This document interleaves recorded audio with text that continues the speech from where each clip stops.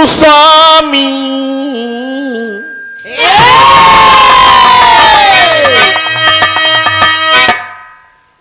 सतगुरु स्वामी दीन बंधु के सदा झुकैबे माथ। अरे दुखिया ऊपर दया करी जय जय हो दीनानाथ।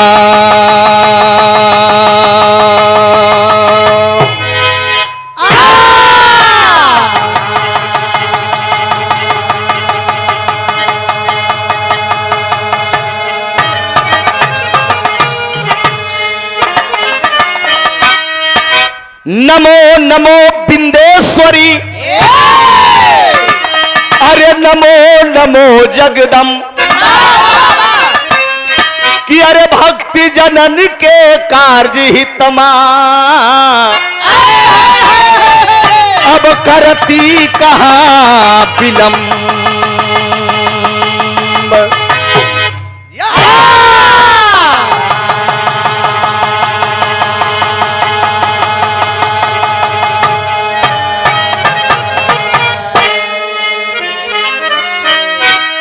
स्वामी से सेवक बड़ा बाबू है चारों युग में प्रमाण। सेतु बांधे थे राम जी पर लांघे थे हनुमान।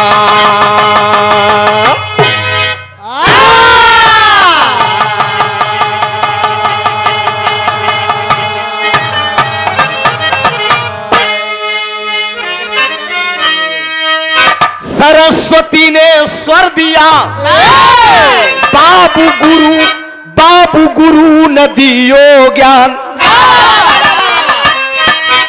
मात पिता ने जन्म दिए अब कर्म लिखे भगवान।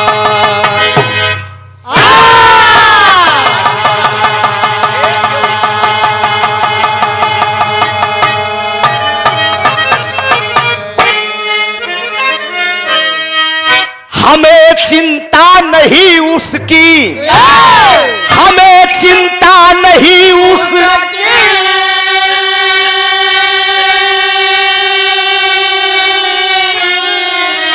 अरे उसे चिंता हमारी।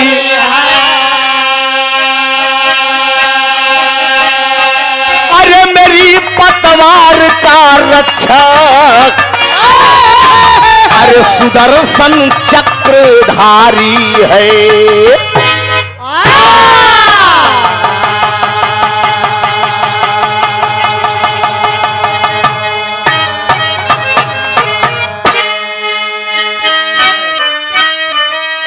यार अब तेरा सहारा है अरे अब बना दे बिगड़ा का।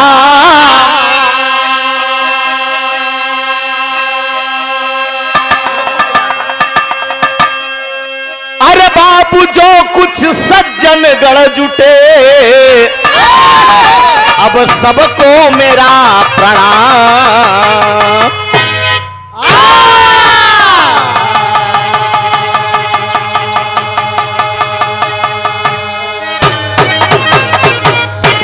हे जगदम्ब विलंब न कीजे अरे हे जगदम्ब विलंब न कीजे।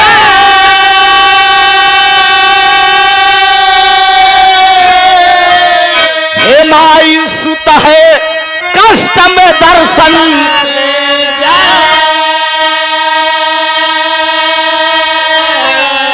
अरे कीजे कृपा भवानी पद पंकज पे मां।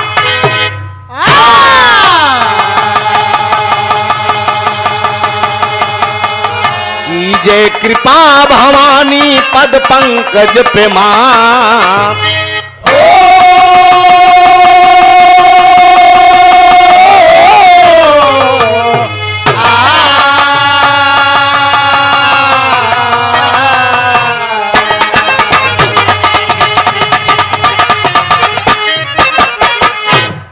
आज इस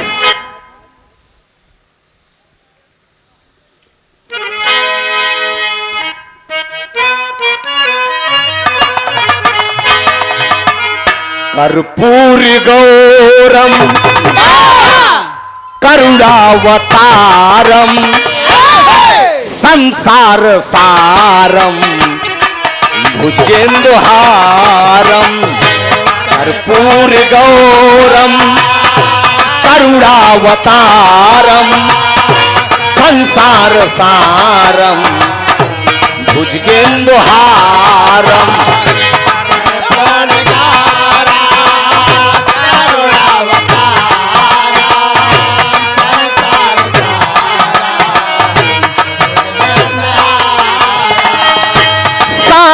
बसंतम सादा बसंतम हृदया रविंदे सादा बसंतम हृदया रविंदे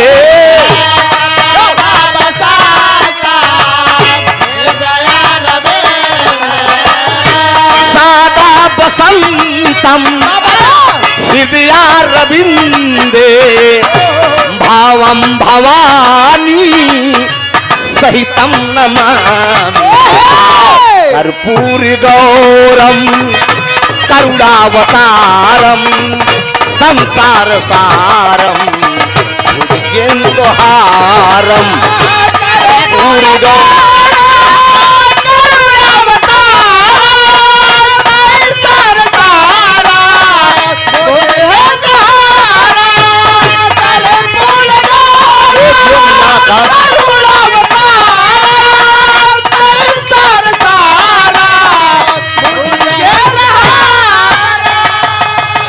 कर्पूर गौरम और करुणावतारम संसार सारम भुजगेंदुहारम।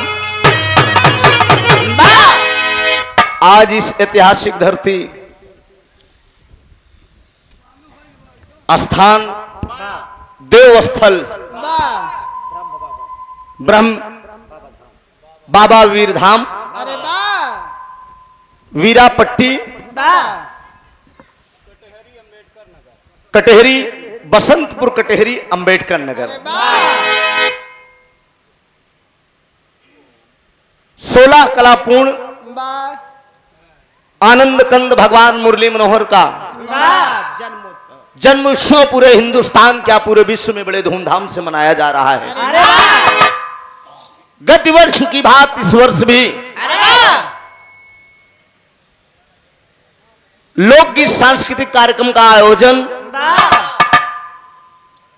आज इस सरजमी पे आप सब तमाम महान भावों का चरणों का दर्शन दीदार इस छोट मोट कलाकार को मिला और बड़े अपने पूरे दलबल के साथ पूरी टीम के साथ इस कार्यक्रम के आप मुख्य अतिथि साहब पूजनीय आप श्री हीरालाल यादव जी बाबूजी आप भी विराजमान हैं और इस कार्यक्रम का उद्घाटन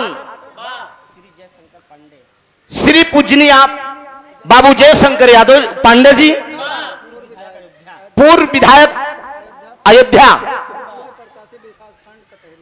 पूर्व प्रत्याशी विकास खंड कटेहरी आप भी अपनी पूरी टीम के साथ इस कार्यक्रम में आप शामिल हुए हैं।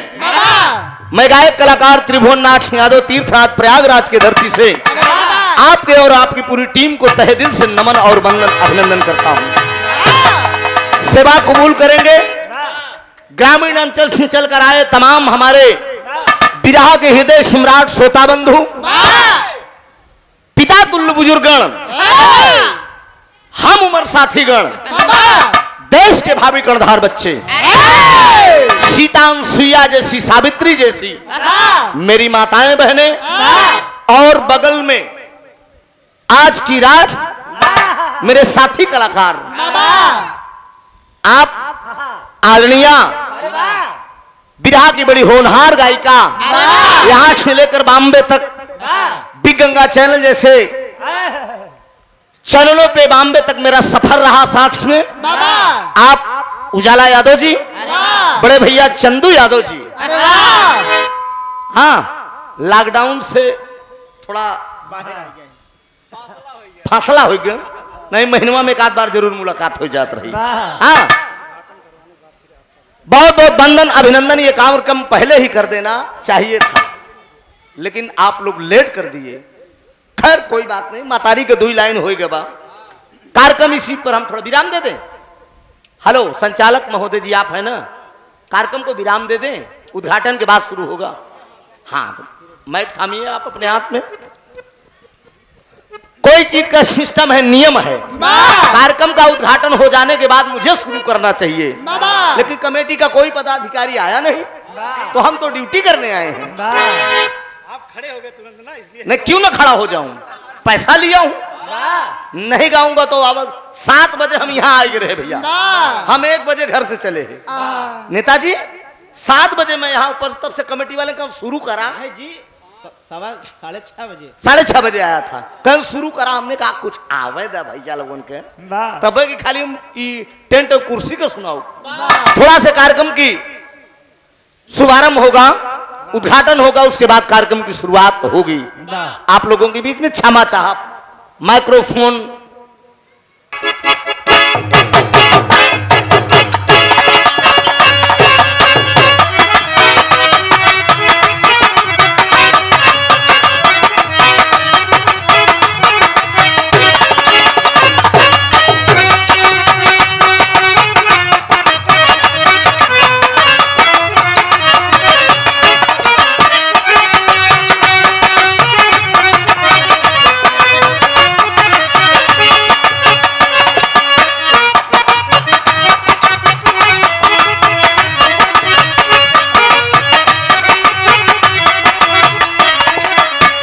हेलो जी, आप बेटवा धीरज।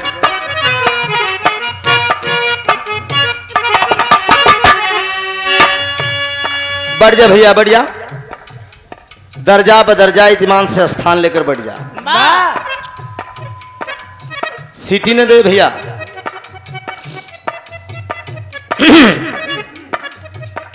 बढ़ जा भैया, हम हाथ जोड़ते, इससे बड़ा हथियार नहीं दोस्त हमारे पास। हाँ, कार्यक्रम आप सबका है, जितना बढ़िया इसको सुचारू ढंग से आप संपन्न करेंगे। बढ़ जा भैया। बहुत सुंदर बात, कम समय में बहुत ऊंचा विचार। समझदार के लिए इशारा काफी है। अगर सब लोग बटुर जाए, एकत्र होंगे दोस्त, सारे ग्वाल बाल, गोवर्धन पूजा हो ही जाएगी 2022 में। आप सब समझ जाओ, ध्यान दीजिएगा। ये लड़कियां एक छिन लाइन बजावत बा। 2 भाई सगे हैं, बड़का भैया परदेश, छोटका भैया घरे बा। मोबाइल का जमाना बा दोस्त, बतिया हो रही है दोस्त। बड़का भैया कहन कि छोटू का हाल चाल बा? पिंटू बढ़िया बा भैया। भोजपुरी के आप सम्राट, अब आप तो तमाम सम्राट बना टहरता है। भारत व्यास शर्मा जी इस लाइन को गाया।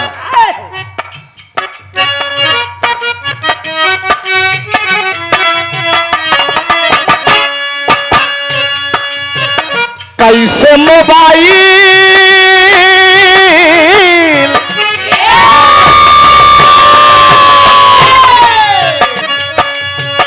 कैसे मोबाइल पे बतिया हम बताई, कैसे मोबाइल पे बतिया हम बताई,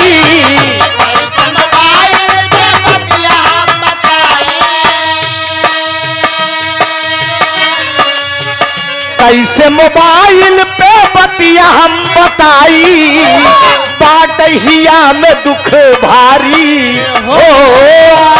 पाटहिया में दुख भारी ससुरारी में भौजी सुना अब कैले बारी दूसरे से यारी ससुरारी में भौजी सुना कैले बारी दूसरे से यारी ससुरारी में भौजी सुना यही हो दो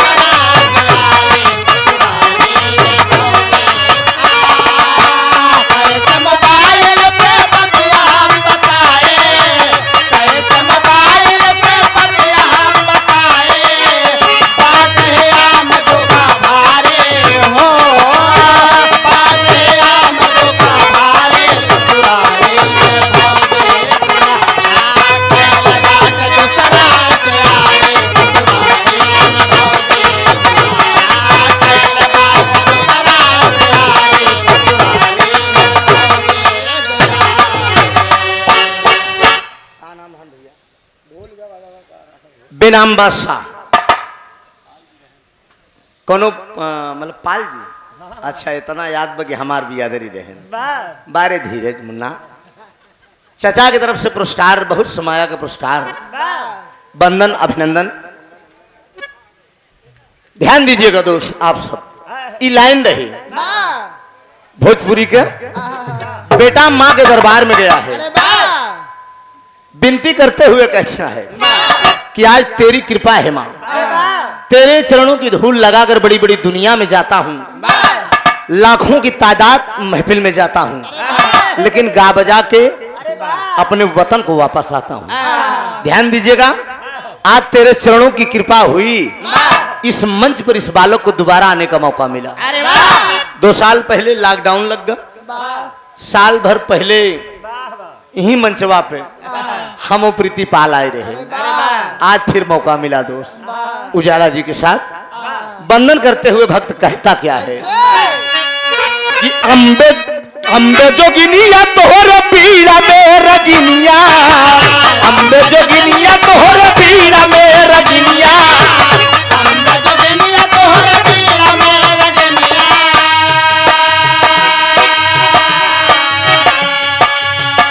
अम्बे जोगिनिया तोहर पीरा में रजनिया ब्रह्मा का प्राण प्यारी हो ब्रह्मा जी का प्राण प्यारी भिखारी द्वार खड़ा माई कैसे आवा हंस पे सवारी भिखारी द्वार खड़ा माई कैसे आवा हंस पे सवारी भिखारी द्वार खड़ा माई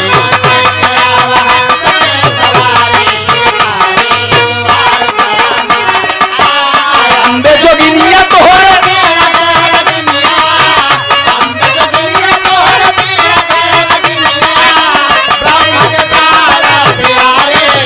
अरे जिया बेली जागा जागा भगवती माई जागा सवारी भिखारी खड़ा माई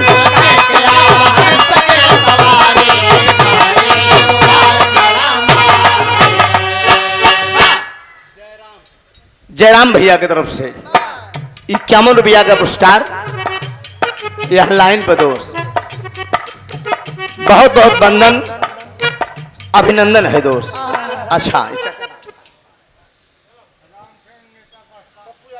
रामकरण नेताजी आप बसपा 51 रुपया आई हमारे पप्पू यादव भैया की तरफ से 100 रुपया का पुरस्कार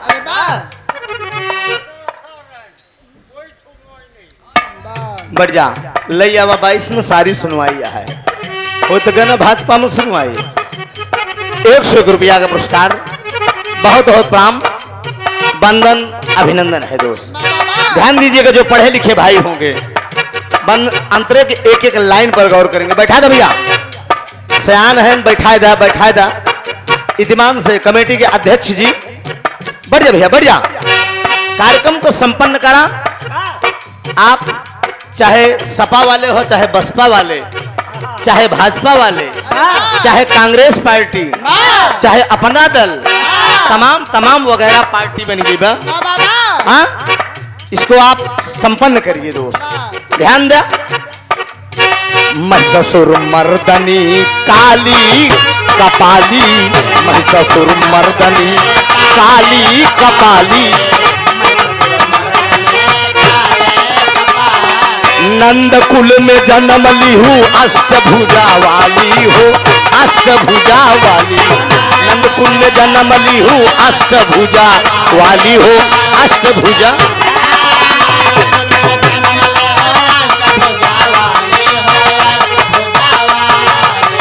तू ही बन बसिया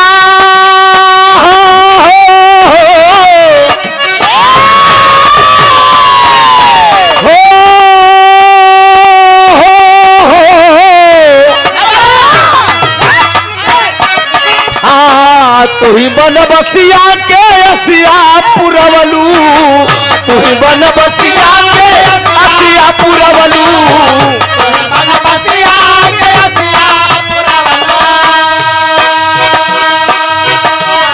अरे रामा लखन धानुधारी हो हाँ रामा लखन धानुधारी भिखारी द्वार खड़ा माई कई के आवा हंस पे सवारी भिखारी द्वार खड़ा माई कई के आवा हंस पे सवारी भिखारी द्वार खड़ा माई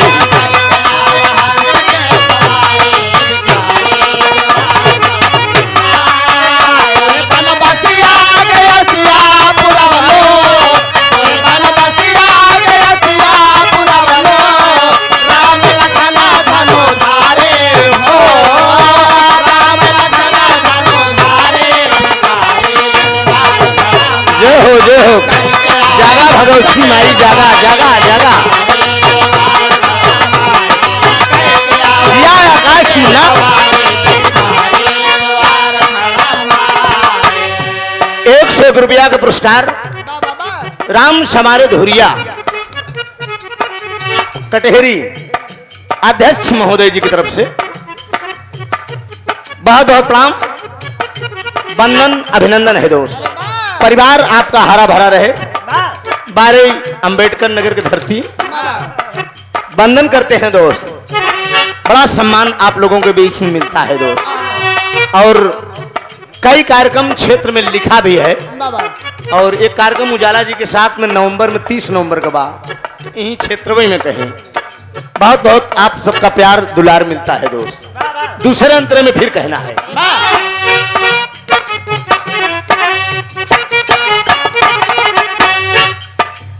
अनहरे का आँख दीहू कोहिया के आया अनहरे का आँख दीहू कोहिया के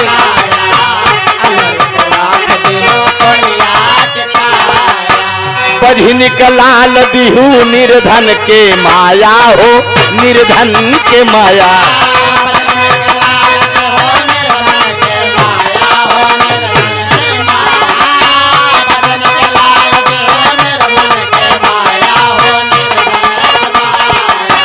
पापिक तो है बाई यमपुर पठवलू पापिक तो है बाई यमपुर पापिक तो है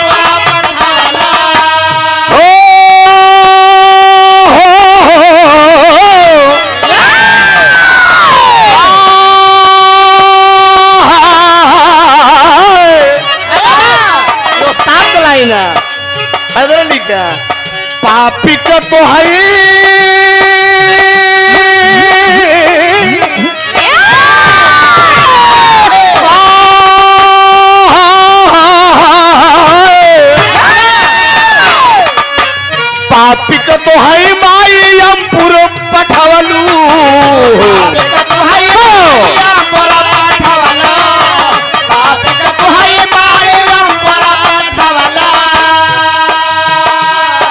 यशोदा का बिटिया दुलारी हो यशोदा का बिटिया दुलारी भिखारी द्वार खड़ा माई कई के आवा हंस पे सवारी भिखारी द्वार खड़ा माई कई के आवा हंस पे सवारी भिखारी द्वार खड़ा माई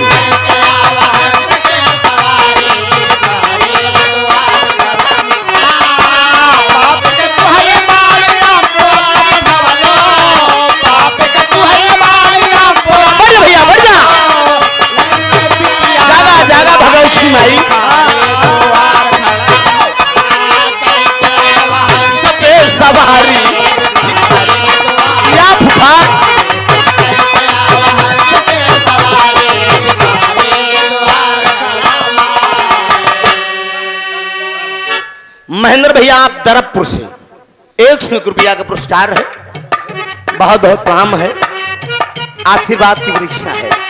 केशवराम प्रधान जी है ना, केशव प्रधान जी पूर्व प्रधान इस ग्राम सभा के है ना।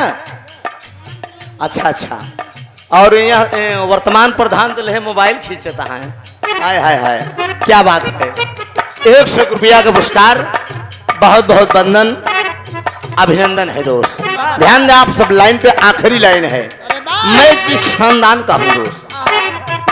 कछुक दिन, एकदम आराम से बेटा, कछुक दिन बीत गया गावत मुहे गाना। 23 साल का दिन बीत गया दोस्त। 23 साल मुझे बिरहा गाते हो गया। भगवान जाने आई ईश्वर के देना ऐसे काठी पड़ी हुई। हमार बेटवा हमसे बड़ा है, लेकिन मालिक की देन है, मालिक की बगिया है। परमात्मा की मर्जी होगी, ईश्वर जब तक चाहेगा तब तक कलाकार को गवाएगा दोस्त। तमाम हस्तियां दुनिया से चली गई। इलाहाबाद का 3 खंभा तीनों ढह गया दोस्त। प्रयागराज की धरती से स्वर्गीय पगड़ी वाले भैया, पगड़ी वाले भैया हाथ जोड़ थे दोस्त। बोला ना बाबूजी, हम तोहरे गोड़े गिर थे, कहबे तो आए के लगा से गिर ले। हमार भगवान है तू, हम तो पुजारी है आपका ना। ई दास खड़ा बा, भीख मांगत बा, तो एकर लाज रखा। पैसा हो तो दया, नहीं ना तो केवल भीख ही तो शांति से सुन ले। बहुत ठीक बा, बहुत सुंदर रहा दोस्त, बहुत अच्छा लगा था। क्या मुस्कुराहट है आपकी, ऐसे बनी रहे ईश्वर करे। शिवराम यादव जी, आप शिवराम यादव प्रधान, आप बासुपुर से 100 रुपया। सुनीता यादव, आप मुलायम, सुनीत तो कहे, सुनीत यादव मुलायम यूथ ब्रिगेड समाजवादी पार्टी के आप वरिष्ठ नेता हैं। 100 रुपया। ईश्वर करे लगी रहे, कामयाबी कदम चूमेगी दोस्त। आवे वाला समय तो हरे सबके बाद, ये आप जान लीजिए। गरीबों की धड़कन है अखिलेश यादव। 3 चीज लागू कर दे हैं दोस्त। 300 यूनिट बिजली फ्री, 150 यूनिट यूज करें में सब कर्म हो जाते हैं। 10 लाख, 1 लाख नहीं, शपथ लेते ही 10 लाख बेरोजगार नौजवानों को नौकरी तुरंत।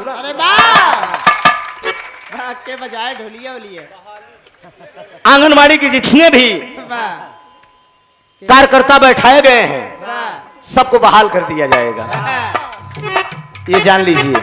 अब हेमा का अहिरे अकेला है, काजनी कितना पंडित जहरन बैठा उठा है। यूपी म्यूजिक के डायरेक्टर शिव कुमार पांडे खुदे बैठा उठा है। यूपी म्यूजिक प्रयागराज हमसे कहे यार मिलत रहा 40-50, हम कहे साइकिल पे आई जा, काम हो जाए।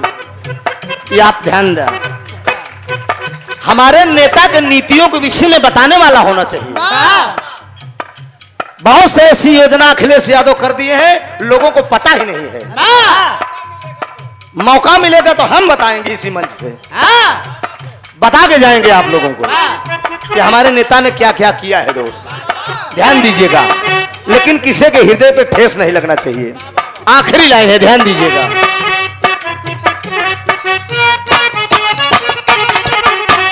भुल्लू दादा तज के गईले वतनवा, भुल्लू दादा तज के गईले वतनवा। अरे रामधार हैदर बिना सुन भा जहनवा हो, सुन भा जहनवा।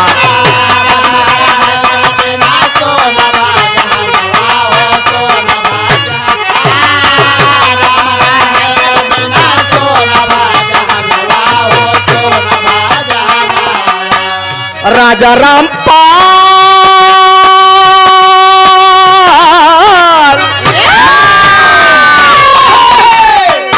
राजा रामपाल एक ऐसे शख्स का नाम है दोस्त। इतनी बड़ी हस्ती हमारे अखाड़े में है। अखाड़े की पगड़ी उन्हें मिली थी दोस्त, उस्ताद की उपाधि मिली थी। दादा भुल्लुर जी, थोड़ा हमारे अखाड़े के विषय में आप लोग परिचय ले।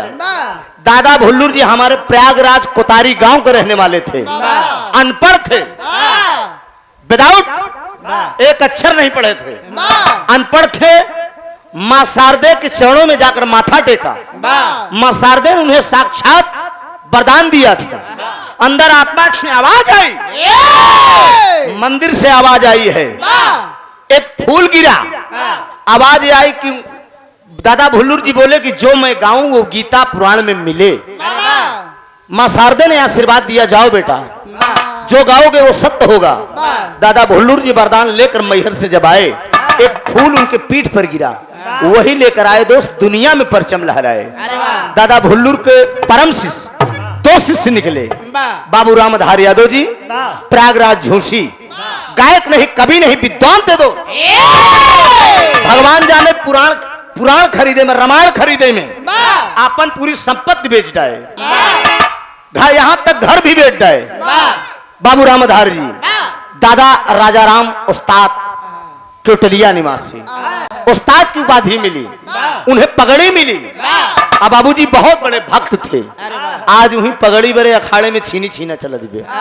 वो कहत बा हम चाहिए, कवा कहत बा हम चाहिए। हमको जो सच्चा भक्त होगा उसी को पगड़ी मिलेगी।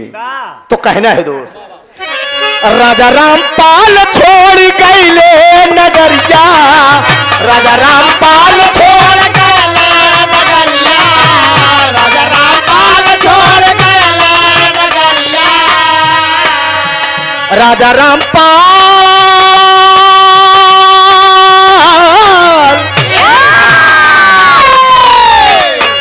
राजा रामपाल छोड़ गईले नगरिया, त्रिभुवन बनाबा अनाड़ी हो, त्रिभुवन बनाबा अनाड़ी, भिखारी दुआर खड़ा माई, कई के आवा हंस पे सवारी, भिखारी दुआर खड़ा माई,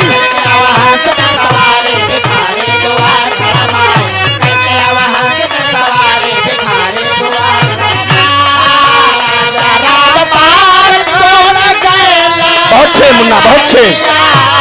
राजा रामपाल छोड़ गए नगरिया, त्रिभुवन बनाबा अनाड़ी हो, त्रिभुवन बनाबा अनाड़ी, भिखारी दुआर खड़ा माई, कैसे आवा हंस पे मुन्ना आकाश,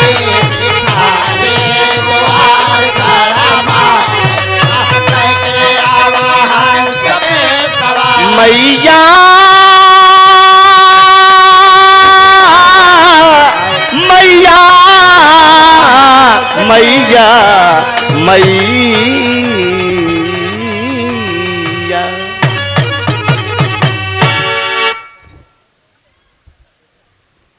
हेलो, माई के वंदना तो हो गया, पर शादी बढ़ गया।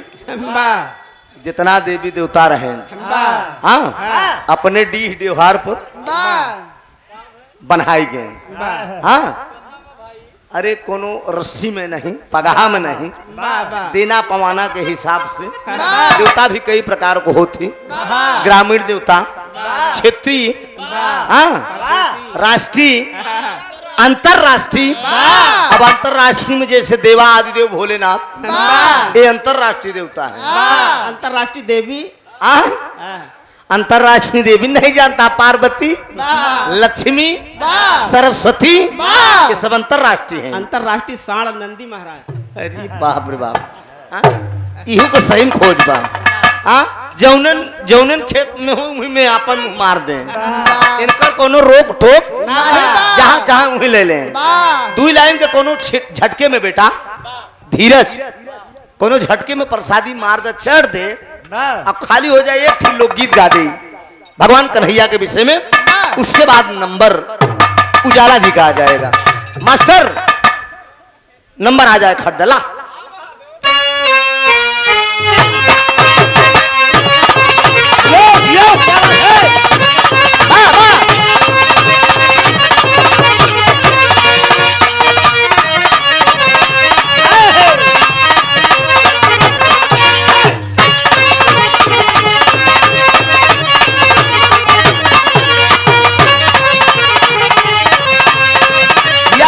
जिया जिया, क्या बात है।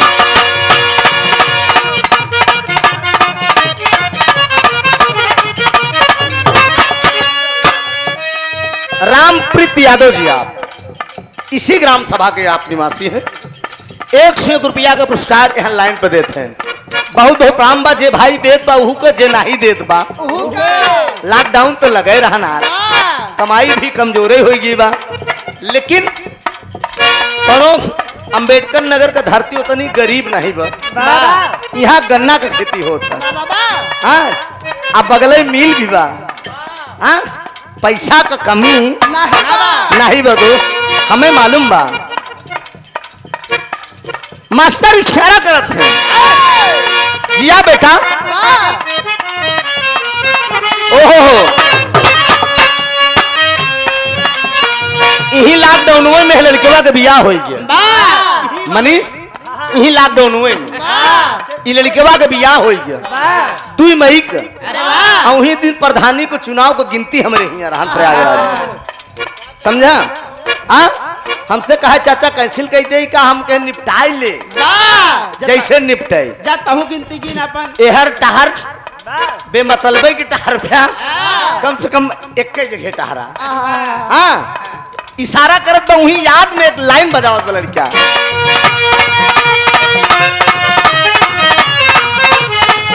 या मुन्ना धीरज, बड़ी ऊंची सोच बा हमारे मास्टर धीरज के। पढ़ा लिखा ग्रेजुएट बालक है, फौज की नौकरी छोड़कर ये बालक हारमोनियम बजा रहा है।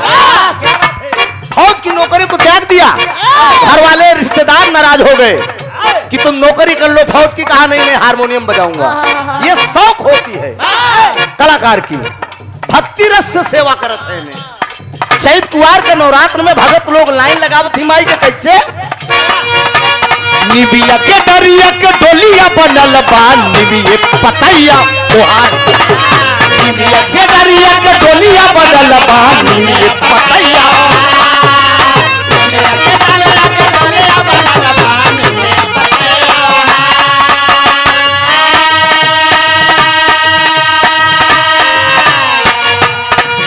अरे निबिया के दरिया के डोलिया बनल बा, निबिया पतैया ओहार। केवल लोग से चाली है, केवल लोग से चाली है, नारी न हो ले कहा। केवल लोग से चाली है, नारी न हो बन गई ले कहा।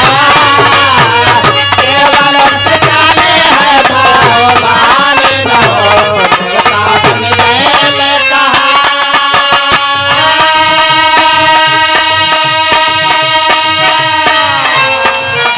एक एक बात आप लोग समझत चला, आराम से आकाश और मंदे मंदे समझा देवा करा। निमिया के डरिया के डोलिया बनल बा, निमिया पतैया ओहार। देव लोग से चली है, दुलारी न हो देवता बन गई ले कहा। देवी मैया का जब आगमन भा तो देवता कहार बना है। और के का करबा, डिमिका डिमिका डमरू, डिमिका डिमिका डमरू बजावे महादेव, मुरली बजावे मुरलीधार हो। डिमिका डिमिका डमरू बजावे महादेव, मुरली बजावे मुरलीधार हो।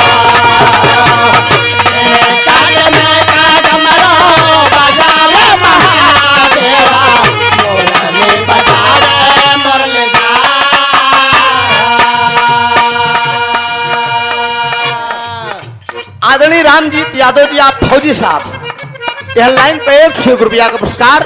बहुत बहुत राम सब भैया का नमन, आशीर्वाद की परीक्षा है। आगे आगे ब्रह्मा जी पोथी पढ़ाता रहले, आगे आगे ब्रह्मा जी पोथी बचाता रहले, बजरंगी ध्वजा के उपार हो।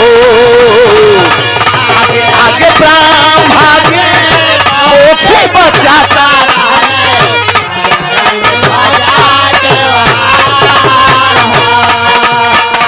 आगे आगे ब्रह्मा जी पोथी बचाता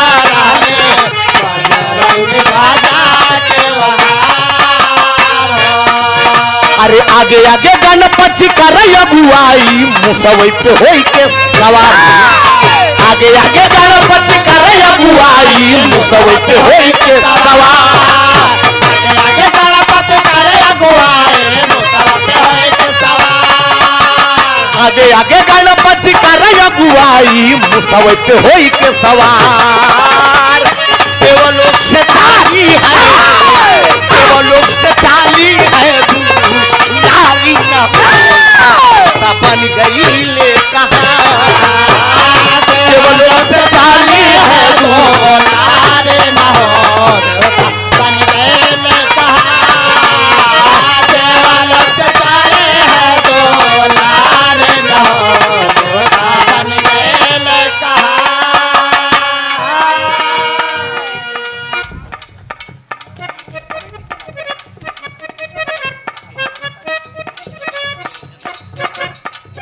एक सुंदर पुष्पहार बहुत समाया का पुरस्कार आप आदरणीय दिलीप यादव जी युजन सभा के ब्लॉक अध्यक्ष आप समाजवादी पार्टी के बड़े भैया दिलीप यादव जी के द्वारा स्वागत किया गया सुंदर पुष्पहार देकर एक जोरदार ताली दिलीप भैया के लिए हो बहुत बहुत प्रणाम वंदन अभिनंदन है दोस्त आदरणीय जमुना प्रसाद यादव जी विधानसभा सचिव समाजवादी पार्टी भैया समाजवादी पार्टी कटहरी से 100 रुपया का पुरस्कार प्रधान जी आप भी आइए आप इस ग्राम सभा के राजा हैं आना जरूरी है आपका जौने ग्राम सभा का राजा ने आवे पूरी महफिल बेकार बा बिना बुलाए तो है सबसे पहले आवे चाहिए 100 रुपया का पुरस्कार बहुत बहुत प्रणाम वंदन अभिनंदन है स्वागत है आपका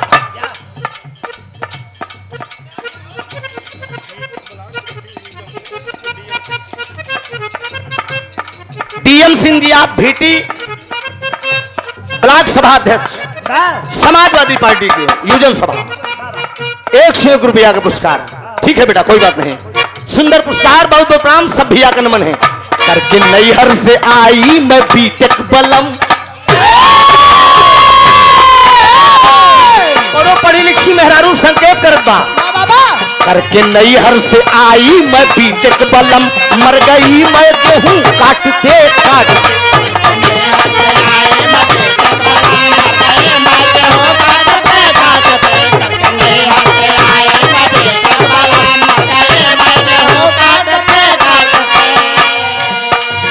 कौनो प्रेमिका अपने प्रेमी के लगे फोन लगाए बा love is God God is love love is great प्यार ही ईश्वर है और ईश्वर ही मैं कहता हूं एक मिनट मैं कहता हूं ऐ नौजवानों प्यार करना कोई पाप नहीं है प्यार करना कोई पाप नहीं है अरे प्यार किसमें नहीं होता है प्यार माँ बेटे में होता है प्यार भाई बहन में होता है प्यार ससुर पतोहू में होता है अच्छा तो ससुर पतोह में काहे ना प्यार हो देखे तो बच जाती देख कर ले आवत ही कि हमरे लाए मतलब हमार खाना दाना पूछी की हाँ संस्कारी है कि नहीं वो प्रेमिका अपने लबहर के लगे फोन लगाए के थी बात कहले बा जहिया से चाल गईला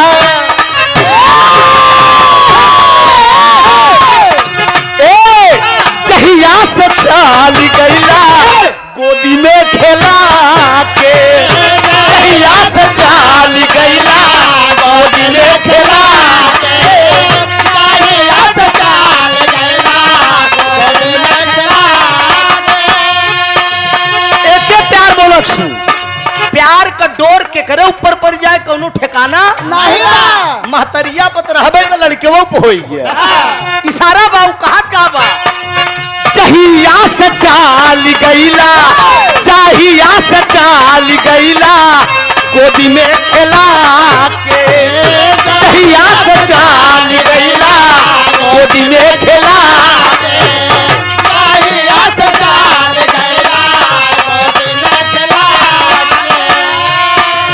चाहिया से चाल गईला गोदी में खेला लड़का तोहरे के पापा कहता हमरा सैया जी के चाचा कहता लड़का तोहरे के पापा कहता हमरा राजा जी के चाचा कहता तोहरा के पापा कहता हमारा सैया जी के चाचा कहता।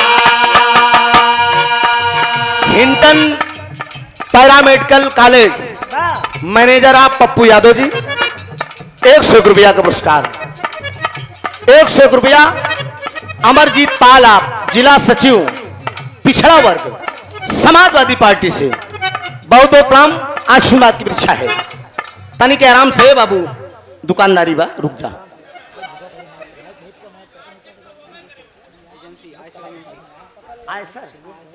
आयसर एजेंसी के मालिक साहब आप भास्कर पांडे जी की तरफ से 201 रुपया का पुरस्कार बा बाबू जी की तरफ से। एजेंसी के आप मालिक हैं। जोरदार ताली इनके नाम पे हो जाए। बहुत बहुत प्रणाम। बंधन तंजन नाराज न हो भैया, हम बेरोजगार ही है भाई, कौनो रोजी रोटी नहीं रहा। लॉकडाउन में सारा हवा खराब हो गई।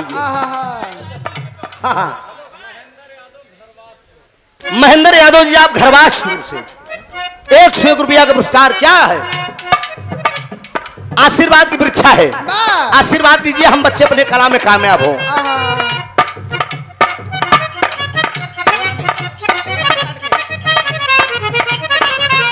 झटके में तर्जन है और कुछ गाओ एक बार। कोरा में साट के उलाट के पलट के, कोरा में साट के उलाट के पलट के, दिल बड़ा दहिया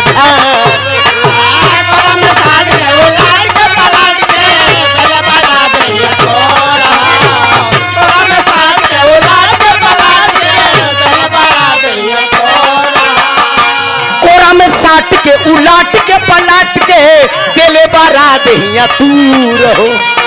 बिजली के तार में भतारी है झुर, बिजली के तार में भतारी है झुरैला, लह लह कैला मजबूर। बिजली के तार में भतारी है झुरैला, बिजली के तार में भतारी है झुरैला।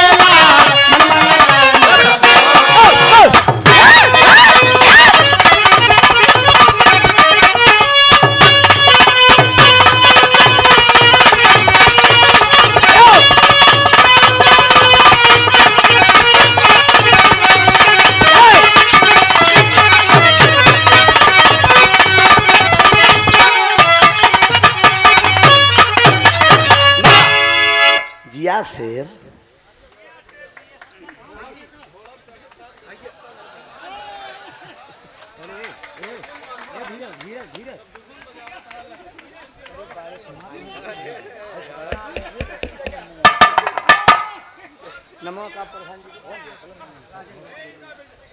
एक जोरदार ताली थोड़ा प्रधान जी के लिए हो। प्रधान जी बड़ा शर्माते शर्माते आए, लेकिन खुश दिल हैं। बैठिए बैठिए, आप मौजे के राजा हैं। हर जगह बैठने पर आप ही यहाँ का, आपका मलकिन यहाँ, आप ही यहाँ इनके माता जी। अच्छा, प्रधान जी के मतलब सुपुत्र साहब हैं, मतलब देखभाल नहीं की जिम्मेदार। ठीक है, समाज में आप बैठिए, इसलिए कि आप एक मिनट, बड़ी जिम्मेदारी है। आप राजेश जी ना, आदरणीय राजेश जी, ग्राम प्रधान बसंतपुर से, सुंदर पुष्पहार बहु समाया का पुरस्कार 120 रुपया। भगवान करे खूब बढ़िया आप तरक्की करें, दिन दूना रात चौगुना तरक्की करें। ध्यान दीजिए कि 16 कलह पूर्ण आनंद कंद भगवान मुरली मनोहर का जन्मोत्सव है। हिंदुस्तान नहीं पूरे विश्व में तो बड़े धूमधाम से मनाया जा रहा है। अभी आप लोगों ने सुना, माननीय बाबूजी के मुखार बिंदु से भी कुछ पंक्तियां सुनने को मिली कि हम उस वंश के हैं। इतिहास अमर, इतिहास लिख सकते हैं दोस्त, इतिहास पलट सकते हैं। ये हमारा वंशज है। वैसे भी ब्राह्मण तो हमारे लिए पूजनीय है। इसका जीता जागता उदाहरण है कन्हैया भगवान के दरवाजे पे सुदामा जी। ब्राह्मण और यादव की बड़ी पक्की मित्रता होती है। हाँ, तो वो मित्रता इस बार 2022 में होनी चाहिए, तभी बात सफल होगी दोस्त। ध्यान दीजिएगा, महाराज कंस जी गाने की शुरुआत हो रही है, केवल 5, 7, 8 मिनट का ध्यान आप लोगों को एकाग्र करना चाहूंगा। हमारे आनंद कंद मुरली मनोहर का जन्म कैसे हुआ, ये बड़ी सामने चैनल भी लगा हुआ है। चैनल के मालिक आप डायरेक्टर साहब संगम लाल पांडे जी को मैं धन्यवाद दूंगा। आप भी प्रतापगढ़ की धरती से आए हैं। 2-4 दिन बाद ये नेट पर ये कार्यक्रम पूरा आप लोग देखेंगे। जो भाई माला पहना रहे हैं ये भी यूट्यूब पे दिखाई देंगे। जो जितना प्रधान जी आप भी दिखाई देंगे। पूरा हिंदुस्तान पूरा विश्व देखेगा हम लोगों को के गीत संगीत को। महाराज कंस जी सिंहासन पर विराजमान। भैया बैठ जा, सरकार बैठा। कैला कैला सबका चैनल चलत बा, सब्सक्राइब कैले है। हम सब चैनल वाला है ये है। बाबू चाय मंगाई दी। अच्छा भैया इनका चाय पिया हुआ कमेटी के लोग, भैया के चाय पिया था। देखा आप ध्यान दीजिएगा दोस्त। महाराज कंस जी पहले राजाओं महाराजाओं के जमाने में अपनी बहन को स्वयं ससुराल पहुंचाने के लिए जाया करते थे। रीति रिवाज के मुताबिक महाराज कंस जी अपनी बहन देवकी को ससुराल पहुंचाने जा रहे हैं। रथ पर महाराज कंस वसुदेव और देवकी तीनों लोग विराजमान हैं। कुछ दूर डोला गया, आकाशवाणी हुई। कंस, जिस बहन को तू बड़े लाड दुलार प्यार के साथ आज ससुराल पहुंचाने जा रहा है, इसी बहन का 8वां पुत्र तेरा काल हो सकता है। आकाशवाणी सुनकर महाराज कंस के दिमाग में एक बात आई कि अगर ये आकाशवाणी सत्य है, पुनः आकाशवाणी हो, पुनः फिर आकाशवाणी हुई कि जिस बहन को पहुंचाने जा रहा है इसी का बेटा 8वां काल होगा। विचार किए महाराज कंस सोचे न रही बास न बाजी बांसुरी, हम ससुराल पहुंचोबे न करब तो काल पैदा कैसे होई। लेकिन एक बात मैं बड़े दावे के साथ कहना चाहता हूं, कलाकार कोई बिरहा कलाकार कोई मनोरंजन का साधन नहीं है मित्रों। बिरहा कलाकार समाज का दर्पण होता है, दिमाग का कंप्यूटर होता है। कलाकार समाज जोड़ने का काम करता है। बिरहा सुने से ये मतलब थोड़ी क्यों बा कि कोरा में सट के उलट के पलट के सुन के आप लोग चला जा, नहीं, कुछ बातें उसमें ग्रहण करिए, सोचिए। महाराज कंस जी विचार, लेकिन जो होनी है उसको कौन टाल सकता है? कोई नहीं। हम आप घर द्वार बनवाई थी, आचक पाचक देखी थी, हाँ? लेकिन दुनिया का मालिक के जब परवाना आ जाए न आचक न पाचक, न अंदर न बाहर, हाँ? न ऊपर न नीचे, जाए के बाद तो जाए के बाद। तो ध्यान दीजिएगा, महाराज कंस जी वापस किए। वापस करने के बाद डोला ले जाकर जेल में डाल दिए। दो हाथ में हथकड़ी, पांव में बेड़ी, बहन बहनोई दोनों को लग गई। इतने में नारद जी बीड़ा करतार बजावत आई के नारायण नारायण। कहन देव ऋषि का बात बा? कहन काहे बड़ा चिंता में पड़ा है महाराज कंस? कहन चिंता में यह कमारा पड़े कि हमार भाईने 8वां काल होई। कहा यार तू के का 8वां समझता है? देखना नारद का काम ही रहा, लकड़ी लगाई देते रहे।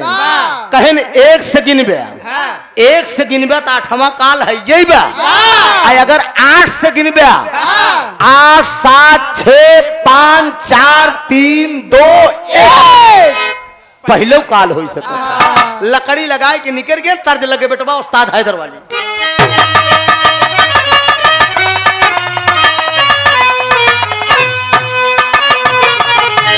गीतिया के बिरहा सम्राट महरूब पूजनी गुरु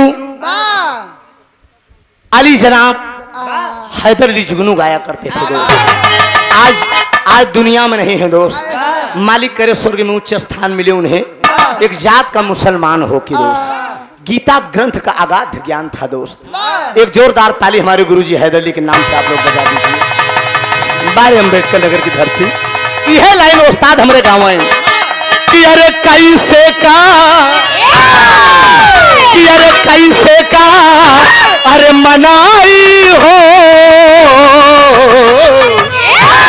कि अरे कैसे का अरे हम मनाई हो, ई गुजरिया रूठी जाती बा, कैसे का मनाई हो गुजरिया जाती बा।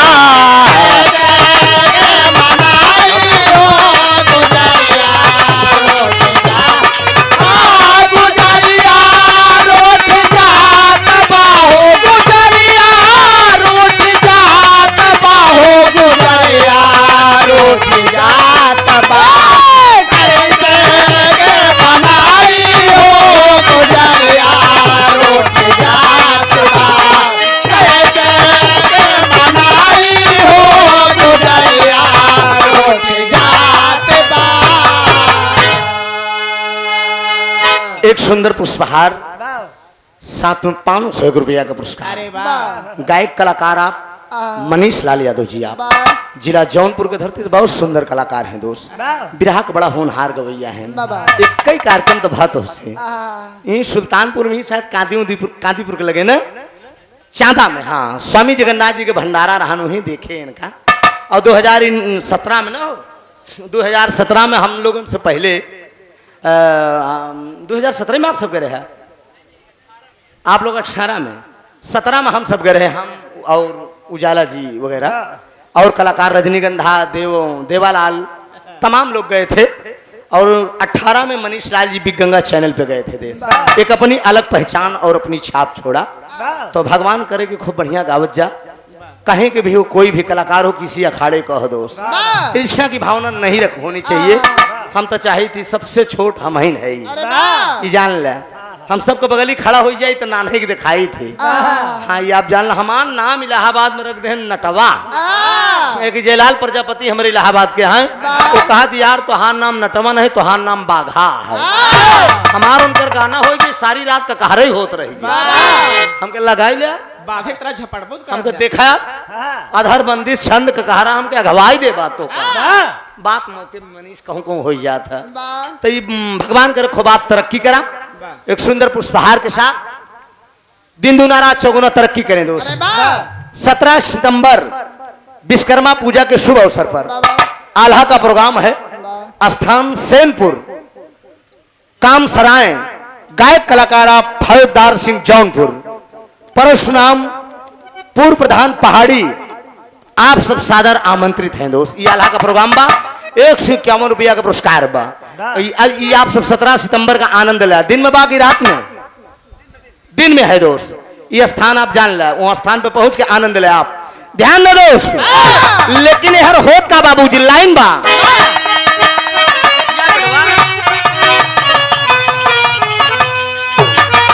अरे विधिना के अजब रचनवा हो, अरे विधि का अजब अरे रचनवा हो, ललनवा 8वां काल भा, विधि का अजब रचनवा हो, ललनवा 8वां काल भा।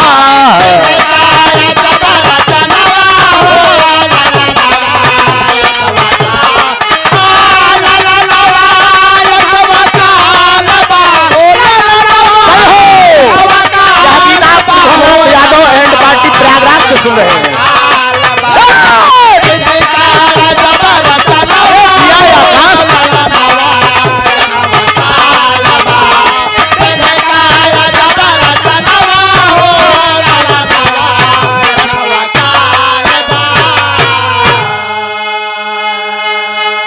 जिया बछेड़ा, अबे मुरैला एकदम तगड़ा बकी।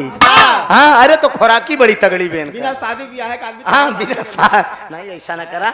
अजय यादव जी भैया के कार्यक्रम द्वारा 101 रुपया का पुरस्कार, बहुत बहुत प्रणाम। ध्यान दे आप, महाराज देव कंस जी कर क्या रहे हैं कि अरे करा विदाई देवकी का, अरे करा विदाई देवकी का, अरे वसुदेव चले रही,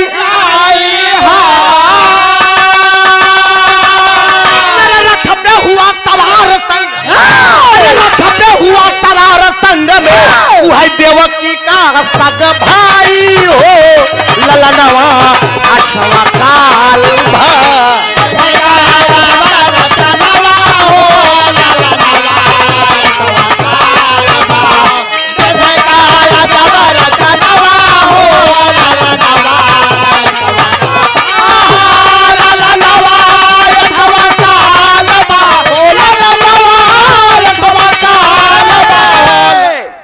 मनीराम मौर्य जी, आप बसंतपुर से समय देख के ना 101 रुपया का पुरस्कार, बहुत बहुत प्रणाम। सब भैया का आशीर्वाद बाबू जी, ध्यान दीजिएगा आप। महाराज कंस जी जेल में ले गए, डाल दिए, डालने के बाद धीरे धीरे बाबूजी देवकी के 8 लड़कियां का मौत का घाट उतार दिया। महाराज कंस केका नाम मैं आप लोगों को बता रहा हूं, कीर्तिमान भद्रसेन, रिजु समर्दन, भद्रासेन,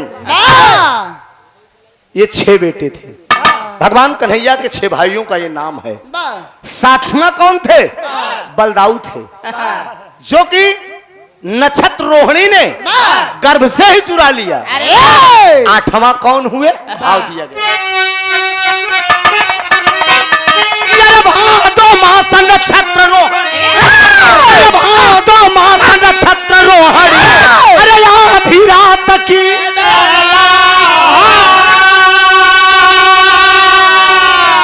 पैदा हुए श्री कृष्ण जेल में, पैदा हुए श्री कृष्ण जेल में, वही करने आए खेला हो ललनवा 8वां काल भात जगाया जब रतनवा हो ललनवा 8वां काल भात, जगाया जब रतनवा हो ललनवा 8वां काल, ललनवा 8वां काल भात, ओ ललनवा 8वां काल भात, ओ ललनवा 8वां काल भात, जगाया जब रतनवा हो ललनवा 8वां काल भात, जगाया जब रतनवा हो ललनवा 8वां काल भात।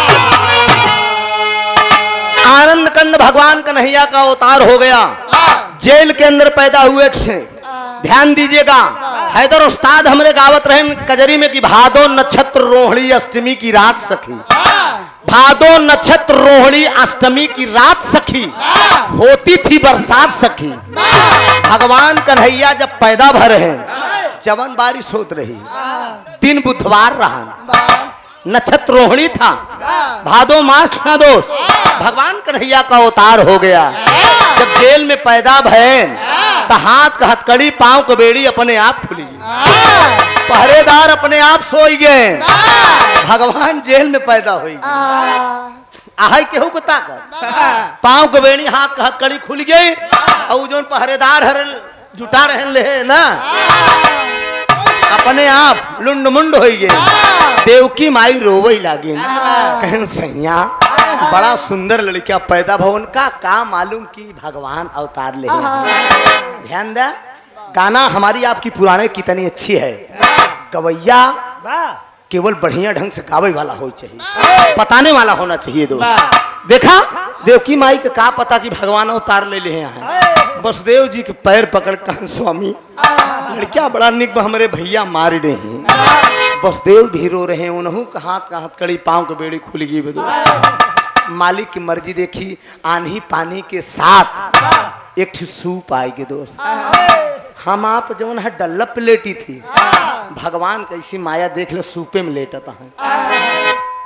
बारी दुनिया का मालिक सूप में लेट रहे हैं दोस्त, और सूप में लेट गए, और लेटे के बाद एक बार जमुना गंगा स्नान करने के लिए, स्नान करने के लिए जेल से वसुदेव और देवकी दोनों जने गए रहे, और से नंद बाबा और यशोदा आए रहे। उस समय भगवान कन्हैया गर्भ में थे, उन्हीं समय बात दोनों जने में भई रही। कहन हमार भैया ऐसे करत ही, नंद बाबा यशदेव कहन कि ऐसा है लड़का पैदा होई ना तो हमारे यहाँ पहुंचाए दियो। समझे बात दोनों में हुई। बाबूजी लेकर वसुदेव जी रात ही रात जब चल देते हैं, बस 5 मिनट का इशारा नहीं, हम समझते हैं भैया, हाँ 5 मिनट का भाव। देव नारायण यादव जी आप प्रधान कहां से? रुदौपुर से 101 रुपया। सियाराम राजभर आदरणीय मास्टर साहब 101 रुपया का पुरस्कार। 5 मिनट का भाव और बचा है दोस्त, ध्यान दीजिएगा आप लोग। चलते हैं लेकर, तो होता क्या है, अरे पहुंचे जमुना की धारा में, भाई बादल चला बारा, अरे शेष नाग जी फन फैलाए, भाई कृष्ण कलिया ओढ़ाई हो, ललनवा 8वां काल भात। समय बचाई के जमुना की धारा में पहुंच गए, शेषनाग जी दर्शन करना चाह रहे हैं। वसुदेव जी सोचें कि हम तो डूब जा। भगवान कन्हैया समझ गए कि मेरा दर्शन जमुना करना चाह रही हैं। वही बाबूजी धीरे से सूप में से अपन पैर निकाल दे। आज जब निकाल दे जमुना जी दर्शन कई दिन समझ में आओ बना उन्होंने काती समझ में आओ बना जमुना जी दर्शन कैलीन भगवान कन्हैया का नान्हे पे। हाँ दर्शन के पिछड़ गए। आज जब पिछड़ गए लई के वसुदेव नंद बाबा के यहाँ पहुंच गए तो लड़की पैदा भई रही। लड़की को उठाकर कन्हैया को लेटा के जब लई के आए, हाँ लई के आए तो ज्यों के त्यों फिर हो गया।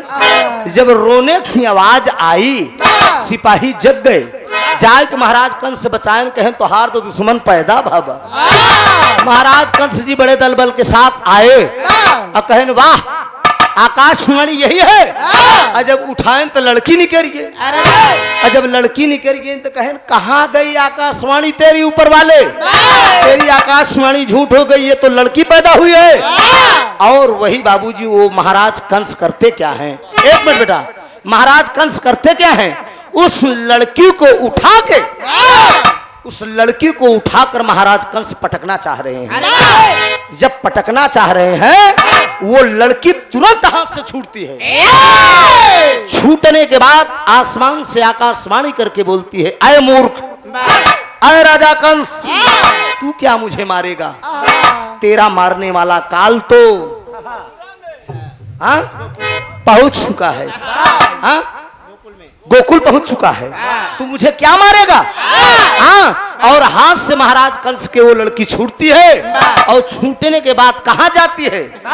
आज जिला मिर्जापुर में मां विंध्यवासिनी के नाम से प्रसिद्ध होती है। एक बार माता रानी के नाम पे आप लोग ताली बजा दीजिए। वही कन्या आज जिला मिर्जापुर में मां विंध्यवासिनी के नाम से इस कलयुग में पूज्यमान हुई है। हम आप दर्शन करने जाते हैं अपने मनों की शांति के लिए और अपना पाप काटते हैं बाबा विंध्याचल में जाकर। और इधर भगवान कन्हैया, मैं गाना यहीं से छोड़ दे रहा हूं। कन्या का जन्म हो गया, विंध्यवासिनी पैदा हो गई। आगे की बात अगले राउंड में देखा जाएगा। समय काफी हो चुका है। आखिरी भाव स्वामी गीतानंत स्वामी गीतानंत भय। अरे भूलू तजे कोतारी अरे रामधार है धर जुगनू का। अरे रामधार है धर जुगनू का। अरे रहिया टियन निहारी हो ललनवा अठवा काल भा।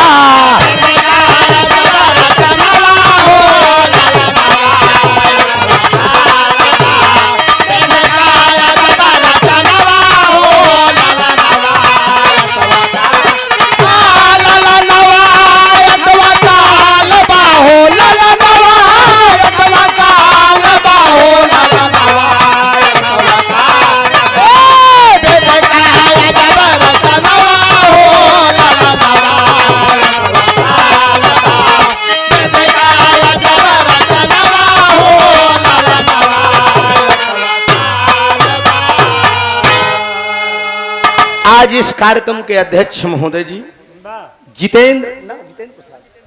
जितेंद्र यादव जी बसंतपुर की धरती से कार्यक्रम, इस सांस्कृतिक कार्यक्रम को कराने में शाहपुर, इस कार्यक्रम को कराने में बड़ा अगाध परिश्रम किए दोस्त। बहुत सुंदर पुष्पहार, बहुत समाया का पुरस्कार देकर आपने सम्मान किया। भैया हमारे पास फोन किए, बोले कि आपका नंबर खो गया था, मैंने किसी प्रकार से नंबर खोजा, इस बार फिर आपको मैं आमंत्रित करना चाहता हूं। और बोले कि कम कलाकार तो बहुत मिल रहे हैं, कुछ पूर्वांचल से भी मिल रहे हैं, कम पैसे में मिल रहे हैं, लेकिन कमेटी की इच्छा है कि आप एक बार और आएं। हमने कहा किसके साथ कार्यक्रम होगा? बोले कि उजाला यादव जी को हमने किया है। हमने कहा बहुत अच्छी बात है। समय का भाई ने कहा कि 7 बजे उपस्थिति चाहिए, मैं 6:30 बजे उपस्थित हो गए। बहुत बहुत धन्यवाद। कमेटी आपकी बहुत अच्छी लगी, यहाँ के दर्शन भी बहुत अच्छे हैं। थोड़ा अगर समय ज्यादा हुआ होगा तो हम क्षमा चाहेंगे, पहल राउंड था, उसके बाद बारी बारी से हम दोनों कलाकार कोशिश करेंगे कम समय में बेहतर प्रसारण आप लोगों के बीच में होगा दोस्त। बहुत बहुत धन्यवाद। आखिरी भाव। अरे विधिना के अजब रचनवा हो ललनवा अठवा काल